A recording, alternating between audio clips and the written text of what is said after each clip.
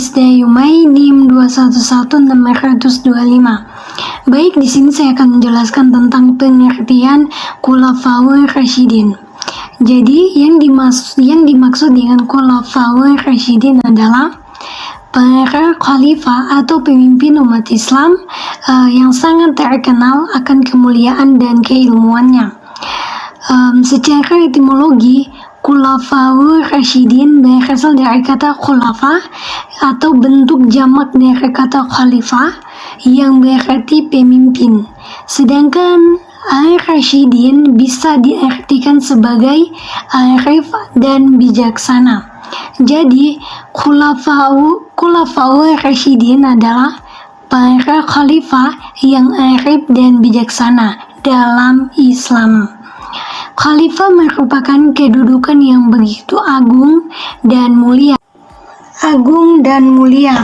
tetapi penuh dengan tanggung jawab yang besar, sebab jabatan sebagai khalifah tidak hanya mencakup pada Amirul Mukminin atau pemimpin umat Islam saja, tetapi juga mencakup tanggung jawab lainnya seperti kepala negara, kepala pemerintahan, sebagai penerus dakwah Rasulullah yang bersumber dari Al-Quran dan As-Sunnah, serta tanggung jawab memperluas wilayah ajaran Islam dengan melakukan perluasan wilayah.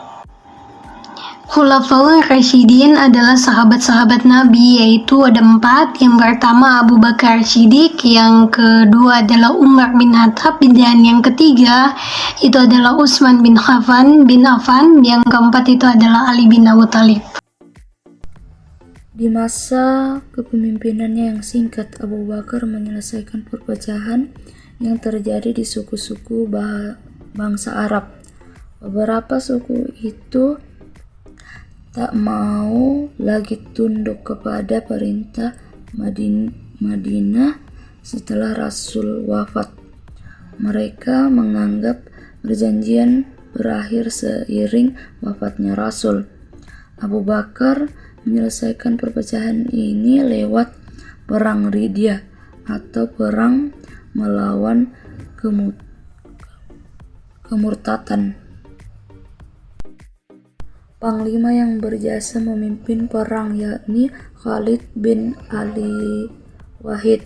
Hal lain yang dihadapi Abu Bakar yakni orang yang tak membayar zakat dan orang-orang yang menganggap dirinya sebagai nabi mengganti Muhammad. Abu Bakar juga mengumpulkan ayat-ayat suci Al-Quran yang disalin menjadi mushaf.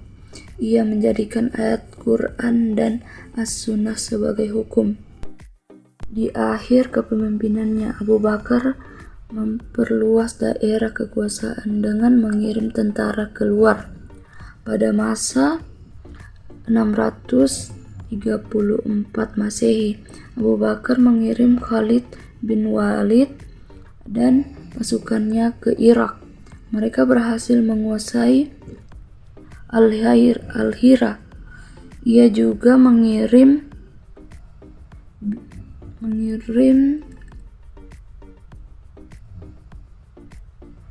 ekspedisi ke Suriah di bawah pimpinan 4 panglima perang, yakni Abu Abdillah bin Jarrah, Ammar bin Azhar, Yazid bin Abi Syar bin Suyan, serta Syurabi. Abu Bakar wafat pada 23 Agustus 534 Masehi di Madinah.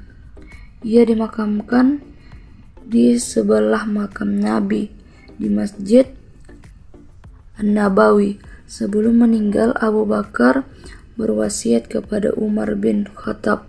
Umar pun dipilih menggantikan Abu Bakar. Baik, di sini saya akan menjelaskan tentang peradaban Islam pada masa Umar bin Khattab.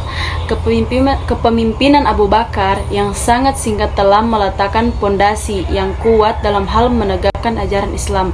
Ketegasan beliau dalam menghadapi umat yang berbuat penyimpangan dari ajaran Islam dan kegigihan beliau dalam menulis dan mengumpulkan Al-Quran atas inisiatif Umar, serta melakukan perluasan wilayah luar Jazirah Arab menjadi cikal bakal perluasan wilayah Islam. Sering dengan menjalannya waktu, maka daerah perluasan juga semakin lebar dan terjadi sangat pesat. Maka dari itu Umar segera mengatur administrasi pemerintahan dan juga peradaban Islam pada masa Umar bin Khattab. Umar bin Khattab memimpin selama kurang lebih 10 tahun 6 bulan. Beliau meninggal dengan cara dibunuh oleh Abu Lukluk yang merupakan seorang budak. Beliau dibunuh pada saat akan memimpin sholat subuh. Alasan Abu Lukluk membunuh Umar karena konon dilatar belakangi oleh dendam pribadi terhadap Umar. Abu Lukluk merasa sakit hati karena kekalahan Persia yang saat itu merupakan negara dikdaya. Umar bin Khattab merupakan sosok pemimpin yang berhasil membawa Islam menuju keberhasilan dan membangun fondasi agama yang kuat.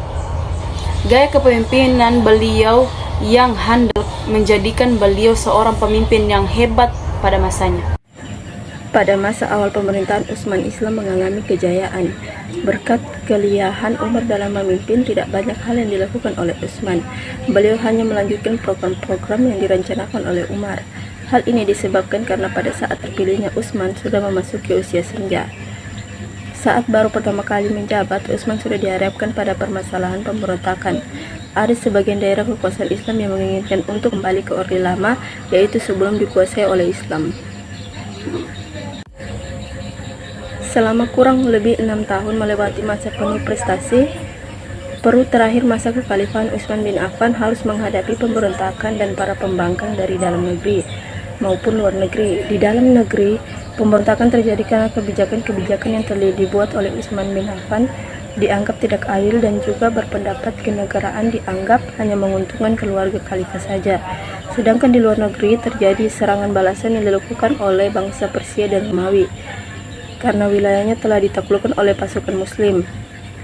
Berbagai pemberontakan dan fitnah yang disebarkan oleh orang Yahudi dari suku Kainuka dan Nakdir, Sir Abdullah bin Sabah menyebabkan berbagai kekacauan di akhir masa pemerintahan Utsman bin Affan hingga wafatnya khalifah pada tahun 35 Hijriah. Utsman bin Affan menjabat sebagai khalifah selama 12 tahun. Selama beliau menjabat ada beberapa kebijakan, di antaranya 1.